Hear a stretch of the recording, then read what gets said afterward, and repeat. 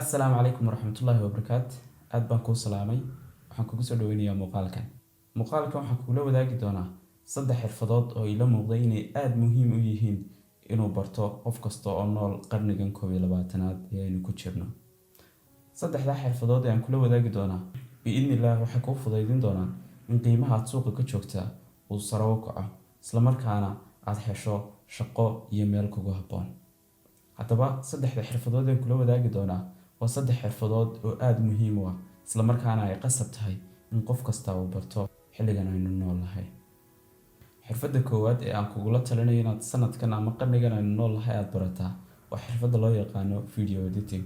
Haddii sanadadii hore ay shirkaduhu qiimo aad u sarreeya ku bixin jireen xayeysiisyada ka baxa TV-yada iyo idaacadaha, waxay isku beddeshay imika in la iskugu yimaado social media, oo taa beddelkeeda waxaa beddelay ninba ninku ka muuqaal qurux badan yahay ayuu ka macmiil iyo dhaqaale badan yahay.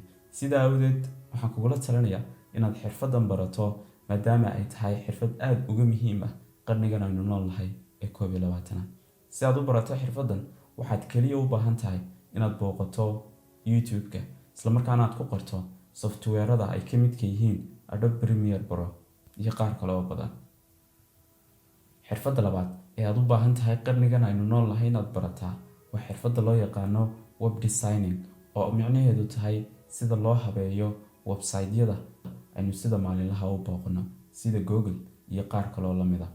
Website-yadan kuu sheegaya waa kuwa maalin kasta aynu ka dalbanno alaabaha ama aynu ka akhrisanno wararka iyo macluumaadka kale ee noo muhiimka ah maalin kasta. Haddaba si aad u barato xirfaddan, kaliya waxaad YouTube-ka ama Google ku search garaysaa web designing for beginners. Isla markaana waxaa kuu soo bixi doona muuqaalo aad u tiro badan oo aad kaga bogan karto xirfaddan web designing-ka min bilow ilaa dhammaad. Kaliya waxay u baahan tahay dadaal iyo waqti. Waa hubaal haddii aad waqti iyo dadaal geliso inaad keeni doonto natiijo aad u wanaagsan, isla markaana ay xirfaddaasi ku keeni doonto isbeddel weyn adayga shaqo ee dhankaaga ka jira marka ay noqoto shaqo raadinta. Haddaba si aad u barato xirfaddan, waxaad u baahan tahay kaliya moobilkaaga iyo internet. Waa hubaal qof kasta oo inaga mid inuu haysto internet, maadaama aynu noolahay qarni uu internetku qayb weyn muhiim ka yahay nolosheena. Haddaba internetku waa midi laba af leh, kolba waa sida aad uga faa'iidaysato. Ugu dambeyn, xirfadda saddexaad ee aan kugula talinayo inaad taqaanaa sanadkan ama qarnigan aynu noolahay waa waxa loo yaqaano software engineer.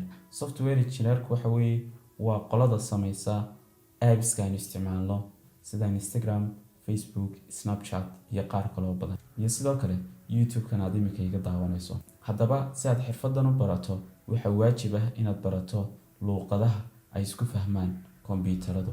Sidii ibni aadamku iskugu fahmaan luqada gooniya in labadeena af Soomaaliga iskugu fahmayno, ayay kombiyuutaraduna u baahan yihiin luqad aad ku fahamto. Haddaba dadkaas aan kuu sheegaya waa dad aad u darsay oo baadhay, isla markaana ka gaadhay meel aad u durugsan inay fahmaan luqadaha lagula hadlo kombiyuutarka. Haddaba xirfaddani ma aha mid adag, isla markaana kaagama baahna inaad u booqato iskuul ama jaamacad. Kaliya waxaad u baahan tahay inaad YouTube-ka iyo moobilkaaga ka faa'iidaysato. Dabcan dhalinyarta badankoodu waxay ku mashquulsan yihiin waxyaabo aan noloshooda dambe faa'iido u lahayn. Haddaba si aad adigu qiimo u yeelato mustaqbalka dhow, waxaa muhiim ah inaad 3 xirfadood mid ka mid ah ku noqoto khabiir.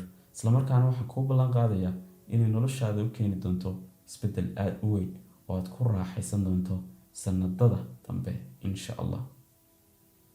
Haddaba tusaale yar aan ku siiyo.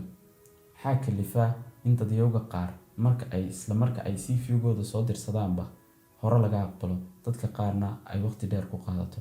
Dabcan qofka hore loo qaataa waa qof ka xirfad iyo waayo-aragnimo badan qofka kale ee shaqada loo diido. Sidaa awgeed, si aad uga mid noqoto kuwa hore loo qaato, fadlan baro xirfadahan muhiimka ah. Si aan kula wadaago muuqaalo kale oo aad u xiiso badan, fadlan subscribe saar kanaalkeena, isla markaana muuqaalkan like saar, comment-na nagula wadaag waxyaabaha aad jeceshahay inaan muuqaalada dambe kaga soo hadalno. Waxaan ku rajaynayaa nasiib wanaagsan iyo bilow wanaagsan. Waad guuleysan doontaa insha Allah. Dadaala waa gaadhaa. Mahadsanid.